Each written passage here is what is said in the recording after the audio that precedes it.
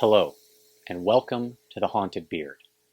I'm starting a new series today focusing on the horror of a particular director and one of their films. Today, I want to look at the horror of David Lynch, and we will be exploring his feature film debut from 1977, Eraserhead.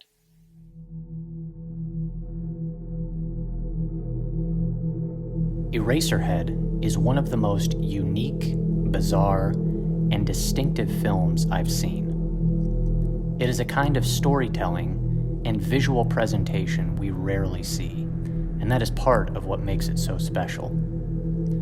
There are only a handful of movies where I truly believe they are more about being experienced and felt rather than explained, and Eraserhead is one of them. These types of movies can be a challenge for me because I am more of a thinker and less of a feeler.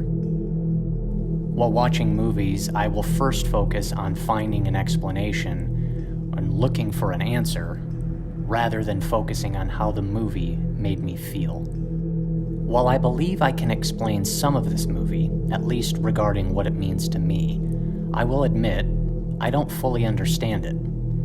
And I would be willing to bet probably no one does, with the exception of Lynch himself. But I want to focus first on my experience watching this, and how it made me feel. Fascinated.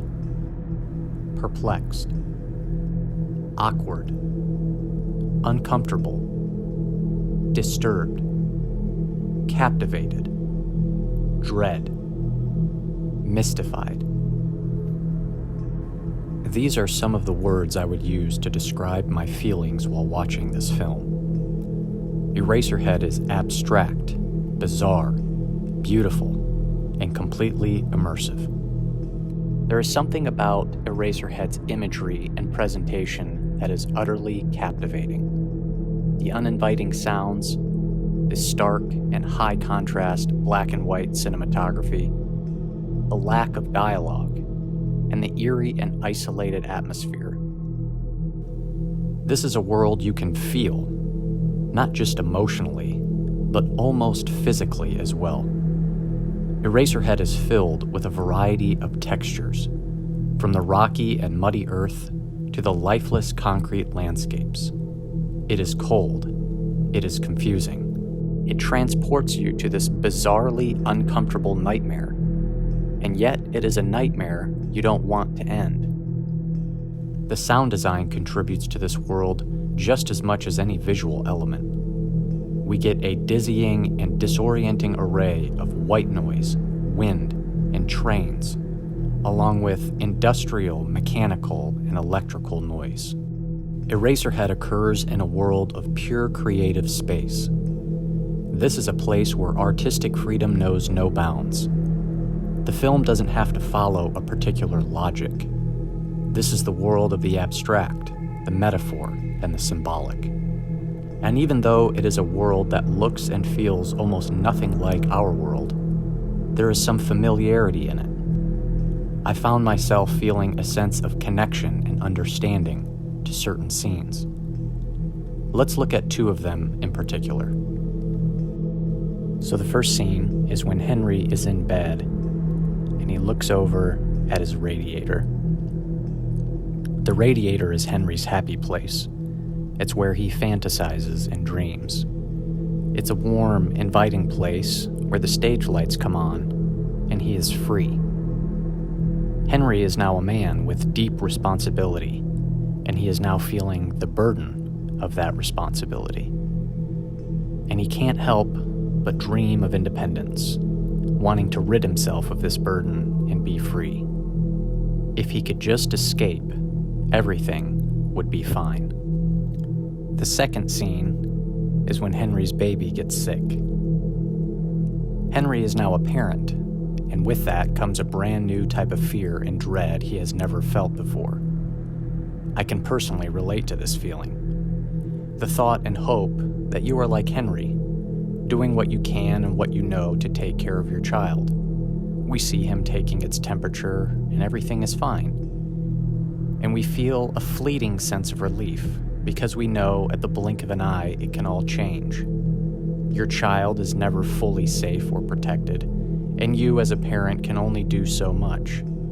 As soon as Henry turns around, the baby is sick and infected.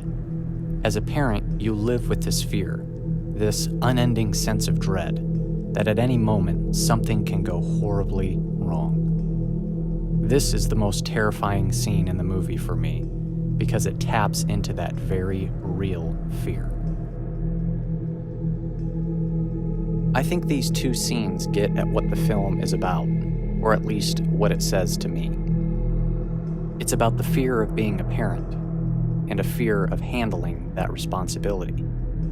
It's about your worst nightmares coming true, about being given this scary, unfamiliar job and being completely unprepared for how to do it. There are even small details in this that I find so fascinating and can't help but ask what they mean. Why is the only picture in Henry's apartment of an atomic bomb explosion? Why does he have a pan filled with water and coins in his dresser drawer? Why is there a tree growing on his nightstand? I can't help but speculate on some of the other mysteries contained in this film. What are the worms?